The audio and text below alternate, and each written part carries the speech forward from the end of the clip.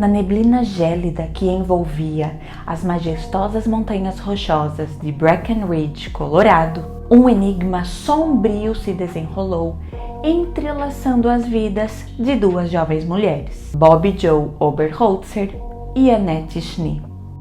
As duas desapareceram misteriosamente na noite fria de 6 de janeiro de 1982 em Breckenridge, Colorado, desencadeando uma série de eventos que ecoaram por 4 décadas.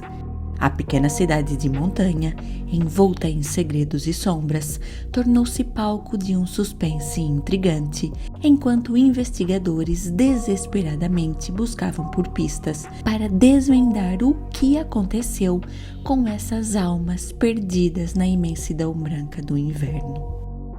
Felizmente, o verdadeiro responsável por levar as duas jovens mulheres foi identificado e capturado, o que aconteceu com o auxílio da genética forense.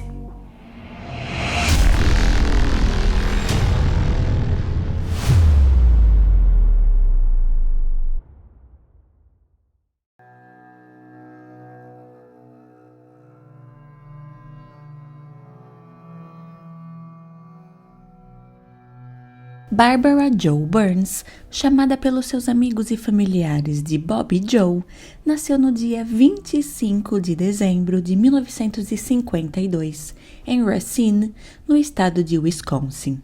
Com uma alma aventureira, Bobbi Jo desfrutava da vida ao máximo. Seu espírito livre era evidente em cada passo que dava, e sua beleza não se limitava apenas à aparência física, mas também à sua personalidade vibrante e acolhedora. Ainda durante a sua adolescência, Bobbi Jo conheceu um rapaz chamado Jeff Oberholtzer, que com a sua alma bondosa e personalidade amigável, parecia ser o par perfeito para ela. Bobbi Jo e Jeff namoraram durante alguns anos, até que, no início de 1977, aos 24 anos de idade, Bobbi Jo tornou-se oficialmente a Sra. Oberholtzer. O jovem casal apaixonado decidiu sair de Racine, Wisconsin, e ir viver no estado do Colorado, mais especificamente na cidade de Alma, localizada a cerca de 25 quilômetros da cidade de Breckenridge, local onde se desenrolam os fatos que serão aqui narrados. Breckenridge é uma joia encantadora, aninhada em majestosas montanhas rochosas. Esta cidade pitoresca é um convite ao deleite visual, onde a beleza da natureza se desdobra em cada recanto. O cenário montanhoso que abraça Breckenridge é verdadeiramente cativante, com picos imponentes que se elevam ao céu e bosques exuberantes que envolvem a paisagem em uma paleta de cores sazonais. Durante o inverno, as montanhas se vestem de branco, criando uma atmosfera mágica, enquanto a neve cobre cada rua da cidade, transformando Breckenridge em um refúgio de conto de fadas. Em 1982, o casal vivia uma vida harmoniosa. Jeff, que sempre foi muito cuidadoso e habilidoso, abriu na cidade de Alma, próximo à sua casa, um estabelecimento destinado ao reparo, manutenção e venda de pequenos eletrodomésticos e eletroeletrônicos. Já Bobbi Jo trabalhava em uma imobiliária localizada em Breckenridge, que ficava a cerca de 30 minutos de carro de sua casa. E por falar em carro, Bobbi Jo não tinha um, e para chegar ao trabalho, ela fazia algo que era muito comum naquela altura. Ela pegava carona. Como mencionado, apesar do ato de pegar carona ser muito comum naquele local na década de 1980, Jeff dizia a Bobbi Jo para ter muito cuidado. Ele, como era habilidoso e muito bom em consertar coisas, decidiu fazer para Bobbi Jo uma arma secreta. O objeto em questão era uma espécie de chaveiro de metal muito pesado e em forma de gancho, que podia funcionar como um objeto de defesa pessoal, e Bobbi Jo sempre andava com ele em sua bolsa. A quarta-feira, dia 6 de janeiro de 1982, começou com um clima gélido na cidade de Breckenridge. A cidade amanheceu coberta por um manto branco de neve, alheio aos acontecimentos que se desenrolariam naquela paisagem imaculada. Apesar da nevasca, Bob Joe acordou cedo, preparou o café para ela e para Jeff, e após a refeição matinal, Jeff foi para sua loja de concertos, enquanto Bob Joe foi fazer o que fazia todas as manhãs para chegar até o seu trabalho na imobiliária. Ela foi até a beira da estrada pedir carona. Ao meio da manhã, o telefone da loja de Jeff tocou. Do outro lado da linha estava Bob Joe com uma notícia inesperada. Bob Joe estava histérica e mal podia conter os seus gritos de felicidade. Ela tinha acabado de receber uma promoção. Aquela notícia tinha implicações importantes na vida do casal, pois, com a promoção, Bob Joe receberia um aumento e a vida do casal teria uma substancial melhora em termos financeiros. Bob Joe disse a Jeff que ela estava mesmo feliz com a promoção e, por essa razão, ela ia chegar a casa um pouco mais tarde, pois ela tinha combinado com seus colegas de trabalho uma celebração. Jeff disse que estava tudo bem e continuou com seu dia de trabalho. Passado alguns minutos, ele pegou no telefone e ligou para Bob Joe, dizendo-lhe para não voltar muito tarde para casa, pois ele tinha visto no noticiário que naquela noite ia haver uma tempestade de neve. Bob Joe disse para Jeff ficar tranquilo, pois todos ali em seu trabalho já tinham visto a notícia e que no mais tardar, às 8 da noite, ela estaria em casa. A tarde acabou, a noite caiu e as horas foram passando. Até que, quando deu 11 horas da noite e Bob Joe ainda não tinha voltado para casa, Jeff começou a ficar preocupado. Apesar de saber que Bob Joe estava com seus colegas de trabalho, o fato de já ser tão tarde fez com que um alerta soasse na cabeça de Jeff, pois Bob Joe nunca ficava até tão tarde fora de casa. Jeff se impôs uma hora limite, meia-noite. Ele ia esperar até meia-noite, e se até lá ela não tivesse voltado, ele ia tomar alguma atitude. Naquela noite gélida, Jeff Oberholzer aguardava, com o coração acelerado, notícias de Bob Joe. Enquanto a neve caía lá fora, o tempo parecia adotar uma dimensão peculiar, evocando a teoria da relatividade de Einstein. Essa teoria que explora a relação entre tempo, espaço e gravidade tornava-se tangível na agonia de Jeff, pois cada segundo esticava-se como se o próprio tempo estivesse cedendo à sua pressão emocional. O suspense impregnava o ambiente, dando à espera uma ansiedade quase palpável. Meia-noite. Nenhum sinal de Bob Joe.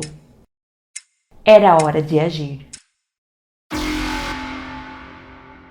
Jeff decidiu ir até as casas dos amigos com quem Bob Joe tinha combinado celebrar a sua promoção. Entretanto, de casa em casa, todos lhes disseram a mesma coisa, que eles já tinham saído do restaurante há muito tempo e que Bob Joe tinha usado a mesma estratégia utilizada de manhã para ir até o trabalho.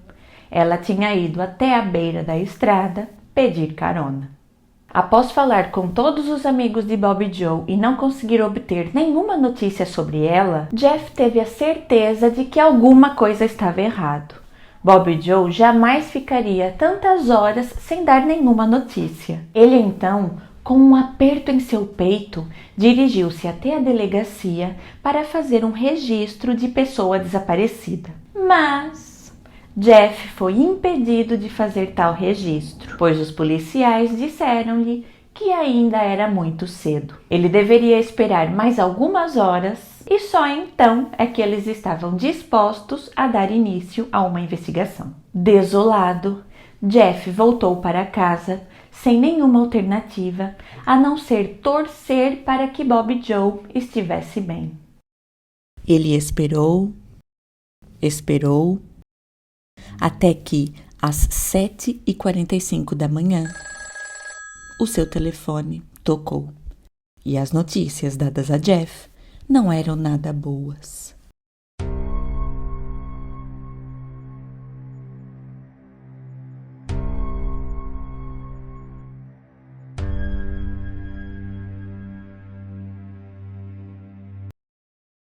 Jeff, aflito, atendeu o telefone e descobriu que, do outro lado da linha, estava um policial. Ele informou a Jeff que a carteira de motorista de Bob Joe, assim como alguns outros itens que ela levava em sua carteira, tinham sido encontrados à beira da estrada, próximo a um rancho.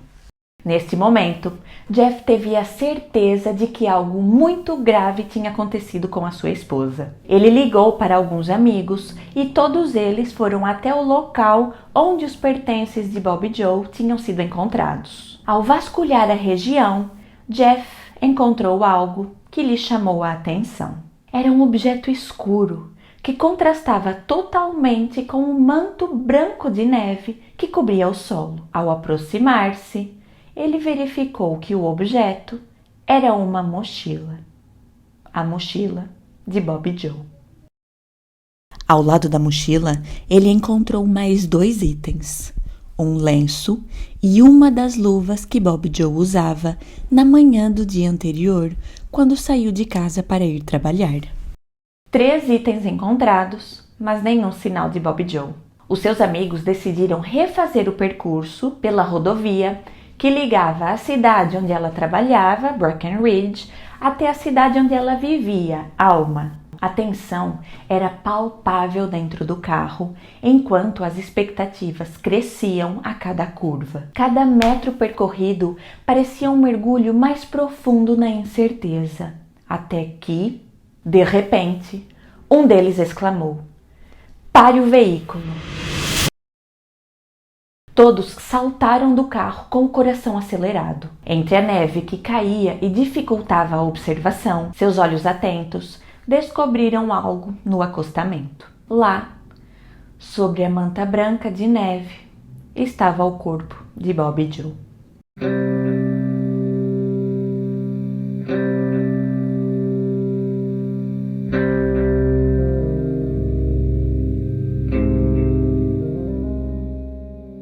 O silêncio pesado pairou no ar, quebrado apenas pelos sussurros chocados de seus amigos. O choque e a tristeza se entrelaçaram enquanto enfrentavam a realidade de sua perda. A rodovia, antes um caminho familiar, agora tinha se transformado em uma testemunha silenciosa de um acontecimento sombrio. Após Bob Joe ter sido encontrada, os policiais juntaram-se aos seus amigos e, finalmente, deram início a uma investigação. Não há tempo desta ser classificada como um caso de desaparecimento. Agora, o trabalho deles era identificar quem era o responsável por tirar a vida de Bob Joe. Eles fizeram uma busca na região e, a alguns metros de onde ela estava, foi encontrado um objeto de metal. Ao investigar o que aquilo era, eles descobriram que aquele era um chaveiro que tinha sido construído por Jeff com a indicação de que Bob Joe o usasse caso ela precisasse se defender. Naquele local também foi encontrado um outro objeto que é de extrema relevância para este caso. O objeto em questão era uma meia cor de laranja. Mas o mais intrigante era que, quando encontrada, Bob Joe estava usando os 2 pés de suas meias, e aquela meia laranja não pertencia a ela. Os investigadores, confrontados com a terrível descoberta de Bob Joe à beira da estrada, lançaram-se em uma busca implacável pelo responsável por aquele ato. A cada pista seguida, a tensão crescia e a comunidade ansiava por respostas que pudessem lançar luz sobre a tragédia que assolou Breckenridge. No dia seguinte, a reviravolta na investigação ecoou como um telefonema que mudaria o curso dos acontecimentos. Os investigadores entraram em contato com Jeff, o marido de Bobbie Joe, transformando-o repentinamente no principal suspeito. A sombra de dúvida pairava sobre ele, enquanto a cidade se via envolvida em uma teia de mistério e intrigas. Sem saber se o homem que uma vez compartilhou a sua vida com a vítima poderia ser a chave para desvendar o enigma por trás desse mistério. E por falar em mistério, este estava apenas começando. Enquanto os investigadores mergulhavam nas complexidades do caso Bobbie Joe, uma reviravolta surpreendente adicionou a este caso mais uma camada de questões por serem respondidas.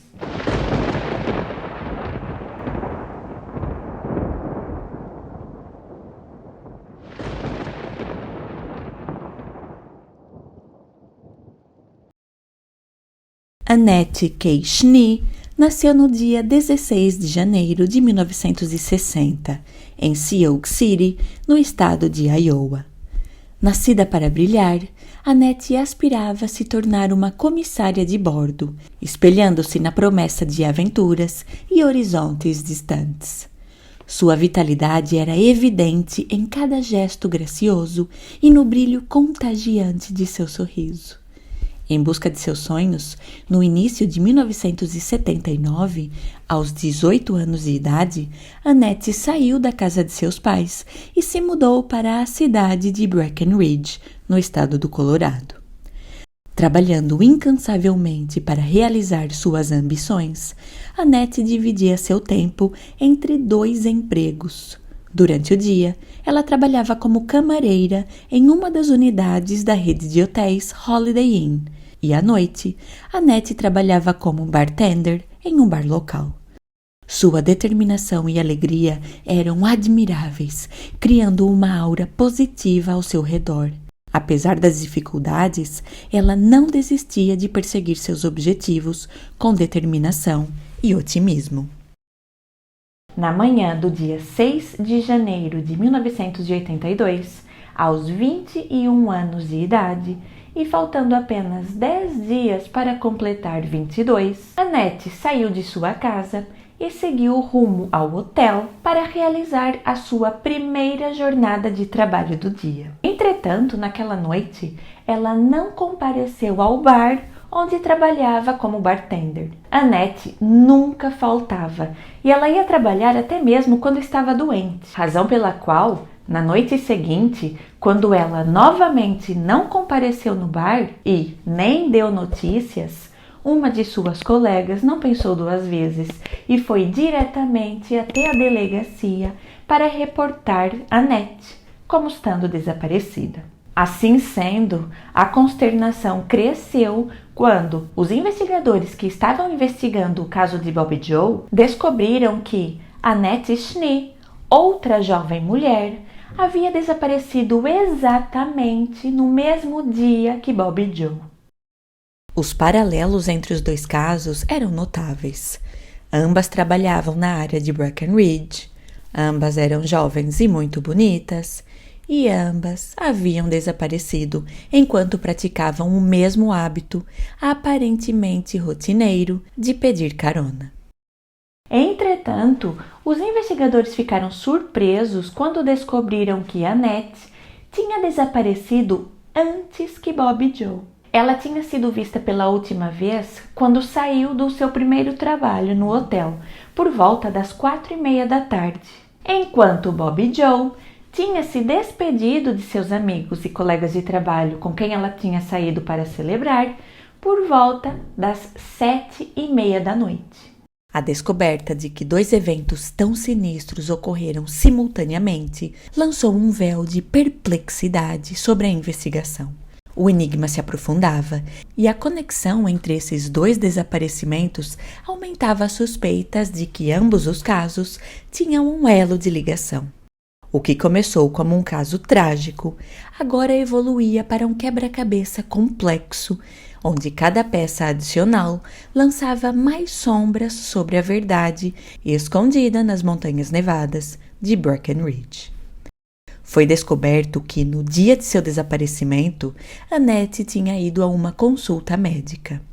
Ao sair do consultório, ela foi até uma farmácia recolher a medicação que lhe tinha sido prescrita. Testemunhas disseram que viram Annette do lado de fora da farmácia, conversando com uma mulher não identificada. E aquela foi a última vez que ela foi vista. E em uma estranha e sobrenatural reviravolta, o marido de Bobby Joe, Jeff, conecta-se ao caso de Annette. Jeff disse aos investigadores quando e onde Annette seria encontrada. Ele afirmou que Annette seria encontrada a cerca de 5 quilômetros da casa dele no dia 4 de julho. Quando os investigadores perguntaram a Jeff a razão pela qual ele estava sendo tão específico ao fazer tal afirmação, Jeff respondeu-lhes dizendo que, durante toda a sua vida, ele teve espécies de visões, as quais ele considerava como sendo premonições. O tempo foi passando e não houve nenhuma notícia acerca do que tinha acontecido com Annette, nem de onde ela estava. Até que as premonições de Jeff mostraram-se um tanto quanto certeiras. No dia 3 de julho de 1982, um dia antes da data prevista por Jeff e 6 meses após o seu desaparecimento, Annette Schnee foi encontrada sem vida.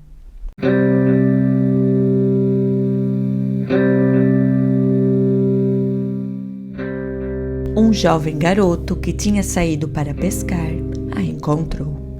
Ao se deparar com uma mulher à beira do lago, ele imediatamente voltou para casa e falou com seu pai, que prontamente ligou para a polícia.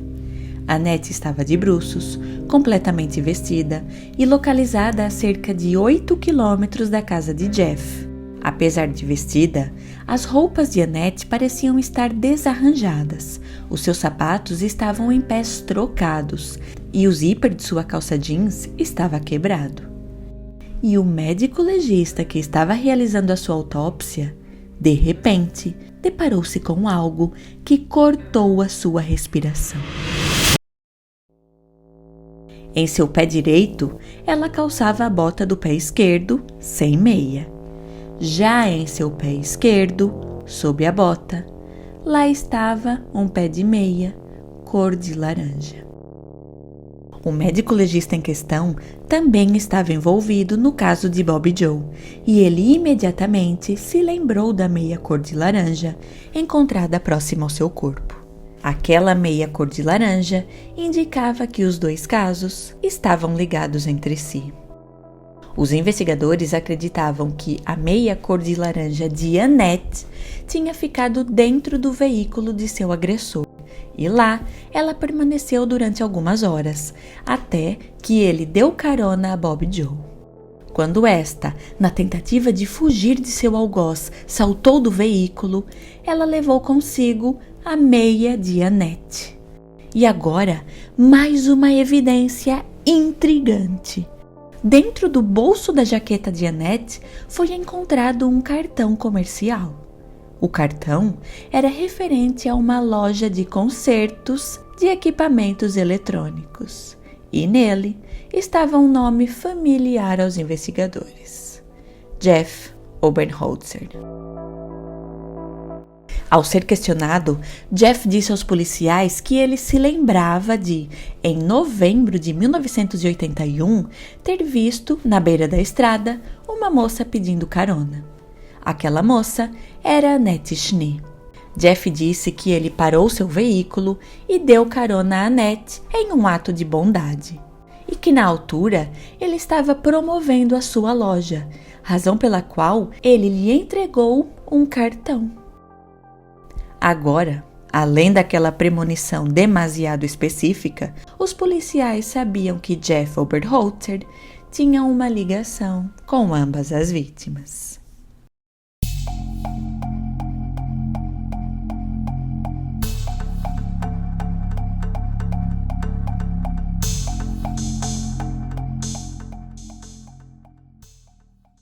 No início da década de 1980, as análises forenses empregadas nas investigações criminais, utilizando amostras biológicas, ainda não consistiam em analisar o DNA. Naquela altura, eram analisados os grupos sanguíneos no sistema de classificação ABO. Este tipo de análise não permite a identificação individual de um suspeito, mas permite a exclusão destes. Das amostras de sangue encontradas na luva de Bobby Joe e também no lenço que estava próximo ao seu corpo, foi determinado o grupo sanguíneo do doador daquela amostra. Este era diferente do grupo sanguíneo de Bobby Joe e, portanto, aquele material, muito provavelmente, era oriundo de seu agressor. E quanto ao principal suspeito, Jeff, o seu grupo sanguíneo também era diferente do doador daquela amostra. E assim sendo, apesar da sua misteriosa premonição e de sua ligação com as duas mulheres, ele foi excluído da lista de suspeitos. Com o passar dos anos e a evolução das técnicas empregadas, as análises de DNA se estabeleceram como uma importante ferramenta na identificação de indivíduos. No caso do mistério de Breckenridge, a genética forense entrou em cena e, a partir das amostras criminais, foi possível extrair DNA e obter um perfil genético masculino. Jeff, voluntariamente, voltou a fornecer uma amostra biológica e, desta vez, em vez do grupo sanguíneo, o seu perfil genético foi comparado ao perfil do agressor. E esta comparação revelou que não houve uma correspondência. Sem mais nenhum suspeito com quem fazer uma comparação, o perfil genético do criminoso foi inserido na base de dados que contém o perfil genético de indivíduos condenados, mas infelizmente não houve nenhuma correspondência. Os anos se transformaram em décadas e os casos de Bobby Joe e Annette Schnee pareciam estar fadados a nunca ser solucionados. Até que, em 2020, o DNA volta a participar nesta investigação como uma peça-chave. Os investigadores que estavam trabalhando no caso ouviram falar da genealogia genética forense. A técnica envolve a análise de amostras de DNA, muitas vezes obtidas de cenas de crime muito antigas, e a comparação da informação genética obtida através dessa amostra com a informação genética depositada em bases de dados. E estas bases de dados são de acesso público. Por exemplo, qualquer pessoa que tenha feito um teste de ancestralidade, como o MyHeritage ou o 23andMe, pode depositar a sua informação genética nestas bases de dados. Eu vou deixar aqui no primeiro comentário fixado o link do vídeo sobre a investigação do caso Michelle Martinko, no qual eu falo sobre a genealogia genética forense de forma mais detalhada. Voltando ao mistério de Breckenridge, as amostras biológicas colhidas durante a investigação do caso Bobby Joe foram submetidas a uma análise empregando a genealogia genética. No dia 9 de janeiro de 2021, a genealogista que estava trabalhando no caso disse aos investigadores que ela tinha conseguido chegar a 2 potenciais suspeitos. Através da genealogia genética forense, foi possível chegar a 2 possíveis suspeitos. Eles eram os irmãos Alan e Bruce Phillips. Os investigadores foram primeiro falar com o mais velho, Bruce, que lhes disse que nunca tinha vivido no estado do Colorado, mas que ele tinha um irmão chamado Alan, o qual ele nunca tinha conhecido, e que ele sim vivia no estado do Colorado.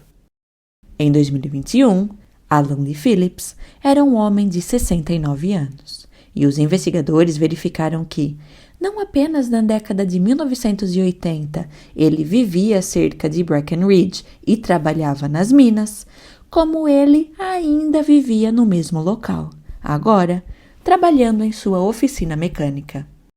Alan era um homem divorciado que já tinha se casado 3 vezes. Ele tinha uma filha biológica e 2 enteados. Quando os investigadores se concentraram em seu histórico criminal, este mostrava que, apesar de agora ser um respeitado pai de família, Alan tinha um passado sombrio.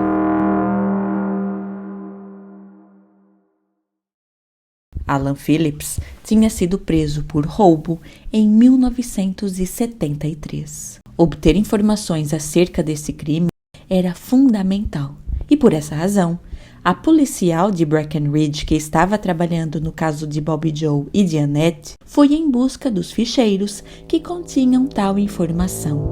Mas tudo neste caso parecia levar a um beco sem saída. Os tribunais não tinham nenhum registro da prisão de Alan. Sabendo da importância de tal documento, a policial não desistiu e foi até os arquivos do gabinete do xerife. Mas, mais uma vez, ela chegou a um beco sem saída.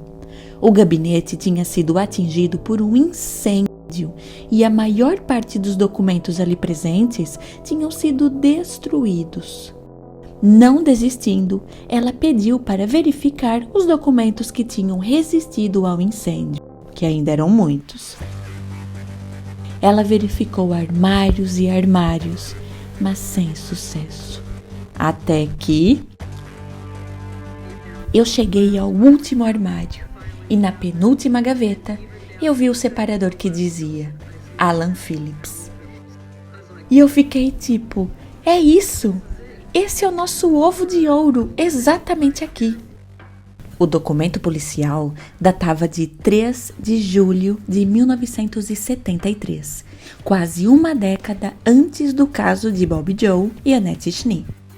Lá estava uma confissão assinada por Alan, então com 22 anos de idade, explicando como ele tinha atacado uma jovem mulher.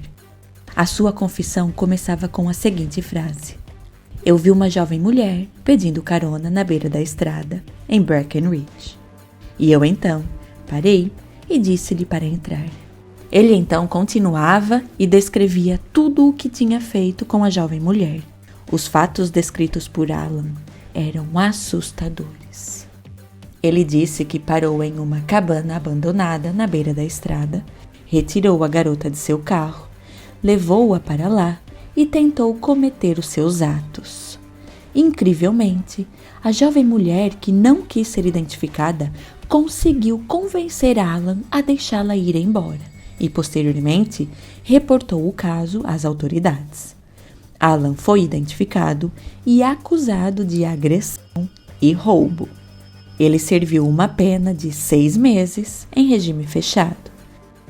Além disso, a policial verificou que o nome de Alan já tinha aparecido durante a investigação quando, em 2005, foi feita uma denúncia anônima afirmando que Alan Lee Phillips estava relacionado aos casos de Bobby Joe e Annette Schnee. Entretanto, como a informação não pôde ser verificada, esta pista foi simplesmente ignorada. Mas agora, o cerco estava se fechando e os investigadores estavam convencidos de que eles tinham pego o homem certo. Havia apenas mais uma coisa a ser feita. Era preciso obter uma amostra contendo o DNA de Alan para, assim, comparar o seu perfil genético com o perfil obtido através das amostras criminais. No fim de janeiro de 2021, os policiais de Breckenridge começaram a seguir Alan secretamente. Todavia, conseguir uma amostra biológica do suspeito não seria uma tarefa fácil.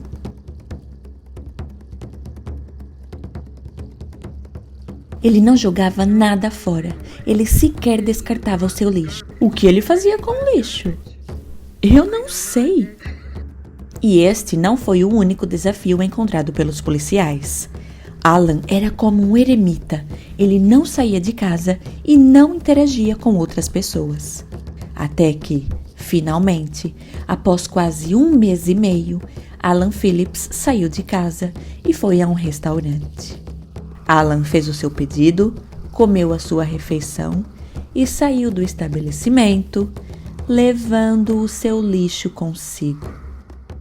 Os policiais não conseguiam conter a frustração, mas sem desistir, eles continuaram a seguir Alan, que foi até uma agência dos Correios.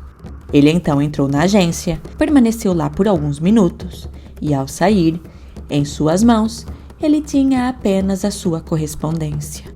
No instante no qual Alan deixou o local, os investigadores correram até a lata de lixo localizada no interior dos Correios e lá estava o saco que continha os itens tocados por Alan Phillips. Finalmente, eles tinham conseguido obter uma amostra de seu DNA. A evidência foi enviada ao laboratório de genética forense, onde o DNA de Alan foi extraído a partir de saliva depositada em um guardanapo. A partir deste DNA, foi obtido seu perfil genético. Este perfil foi então comparado ao perfil obtido através das amostras criminais coletadas há 38 anos. Esta comparação indicou que houve uma correspondência perfeita. O material depositado na luva e no lenço era proveniente de Alan Phillips. No dia 24 de fevereiro, nós prendemos Alan Phillips. Fui eu quem lhe pôs as algemas. Ele estava completamente em choque. A expressão de choque em seu rosto foi simplesmente inestimável.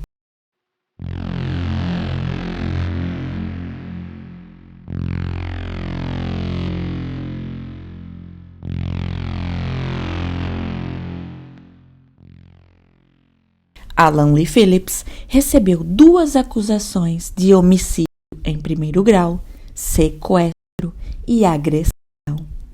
Ele declarou-se inocente e negou seu envolvimento em ambos os casos. Os amigos e familiares de Bob Joe e Annette, após longos 40 anos, finalmente puderam experienciar o momento que eles jamais imaginaram que ia chegar. Lá estavam eles, frente a frente, com o suspeito. Foi um choque. A forma como eles obtiveram seu DNA e o capturaram foi incrível. Mas as surpresas deste caso não param por aqui. Em uma estranha reviravolta, após a prisão de Alan, um morador de Breckenridge lembrou-se de um incidente angustiante no qual ele, em 1982, tinha resgatado Alan de uma tempestade de neve, salvando a sua vida. A tempestade tinha acontecido na noite de 6 de janeiro de 1982, exatamente no mesmo dia no qual Annette e Bob Joe foram levadas. Em 6 de janeiro de 1982, enquanto um avião sobrevoava Breckenridge, um de seus passageiros olhou para baixo e viu luzes piscando. Ele prontamente identificou o padrão luminoso como sendo uma mensagem de SOS. Aquele era um pedido de ajuda. O passageiro avisou o piloto do avião e este, através do rádio, contactou as autoridades e transmitiu as coordenadas aproximadas referentes à localização da origem do sinal. Uma equipe de socorro foi então enviada até o local e entre eles estava um homem chamado Montoya, que trabalhava nas minas e era um bombeiro voluntário. Montoya pensou que a pessoa presa na neve só podia ser um turista, pois os moradores da região sabiam que naquela noite ia haver uma tempestade de neve e que ninguém deveria se dirigir à região das montanhas. Entretanto, para sua surpresa, ao chegar ao local, Montoya viu que o homem preso na neve não apenas não era um turista, como era um de seus conhecidos. Lá estava Alan Phillips, seu colega de trabalho nas minas. Ele vem correndo e diz: "Cara, eu estou feliz em te ver." Eu disse: "Alan, o que você está fazendo aqui?" Você o conhecia? Eu o conhecia porque eu trabalhava com ele nas minas. Alan disse que tinha bebido muito e que, ao voltar para casa, tinha decidido não ir pela estrada para não correr o risco de ser parado por policiais. Ele então decidiu percorrer o caminho entre as montanhas. Ele tinha um grande corte bem aqui no olho. Alan disse que tinha batido seu rosto na caminhonete enquanto tentava tirá-la da neve. Ele recusou receber tratamento médico e, ao ser resgatado, foi direto para sua casa. O incidente foi até mesmo publicado no jornal de Breckenridge, incluindo uma foto de Alan Phillips, então com 30 anos de idade. Alan pode ter escapado, mas agora, 40 anos depois, o seu destino estava nas mãos de um júri. O seu julgamento teve início no dia 31 de agosto de 2022. Os amigos e familiares de Annette Schnee e de Bob Joe estavam presentes. Durante o curso do julgamento, um júri atento testemunhou o desenrolar dos eventos que marcaram aquela noite gélida de 6 de janeiro de 1982. O trabalho árduo dos promotores permitiu a apresentação de um caso sólido, trazendo à luz as evidências que apontavam para Alan como sendo responsável pelos terríveis atos, e a principal destas evidências era a correspondência de DNA. Os advogados de defesa de Alan questionaram a validade da correspondência e afirmaram que o culpado era Jeff Oberholzer, marido de Bob Joe.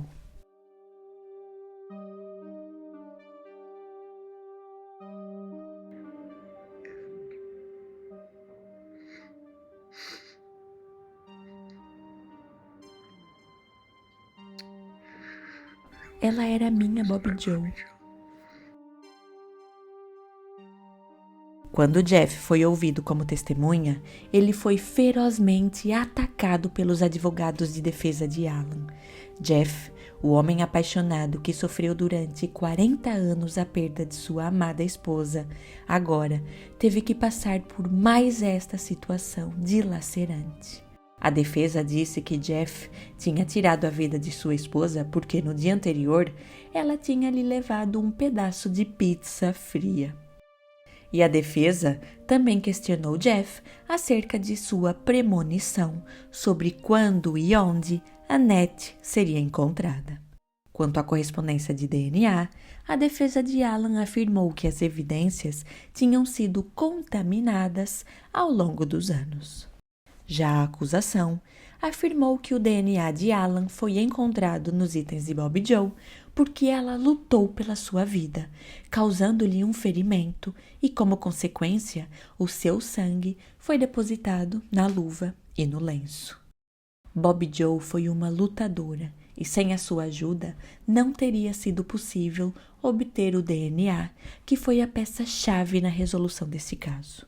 E acerca da meia cor de laranja, encontrada próximo ao corpo de Bob Joe, esta também foi analisada no laboratório de genética forense e foi determinado que, no interior da meia, estava o DNA de Annette, enquanto no exterior estava o DNA de Bob Joe. Tal descoberta, definitivamente, revelou que os dois casos estavam conectados. Após 2 semanas de depoimentos, o júri finalmente saiu para deliberar.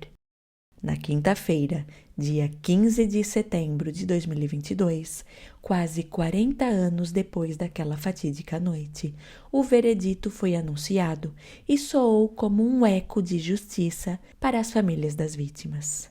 Alan Lee Phillips, então com 71 anos, foi considerado culpado de todas as acusações e foi condenado a cumprir 2 penas de prisão perpétua, sem direito à liberdade condicional.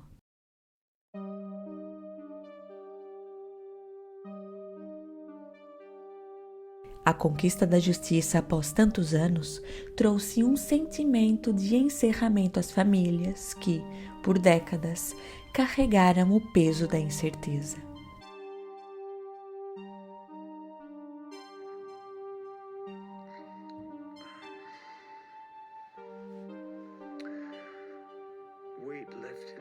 e um grande peso foi tirado dos meus ombros. Este julgamento não apenas impõe as consequências legais merecidas, mas também oferece esperança à comunidade, reafirmando que, sob a luz da genética forense, nenhum caso está além do alcance da verdade e da justiça. Mas essa história não termina aqui. Alguns investigadores afirmam que o caso de Alan Lee Phillips não está encerrado e que ele, possivelmente, fez outras vítimas. E você, partilha da mesma opinião? Acha que Alan é o responsável por tirar a vida de outras jovens mulheres? Deixe a sua opinião aqui nos comentários. Quem tem esse tipo de sorte? Você comete 2 assassinatos, fica preso no topo de uma passagem, tentando fugir do local e tudo mais, fica preso sabendo que provavelmente vai morrer, pede misericórdia e a recebe?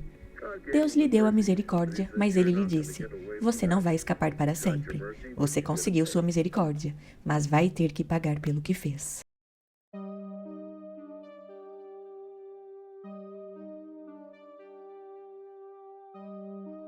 Quando você entrega a alguém o seu amor, você não pode pegá-lo de volta.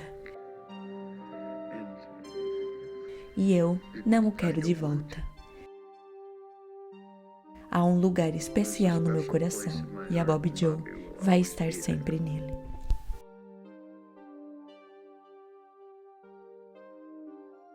Eu espero que você tenha gostado do vídeo de hoje.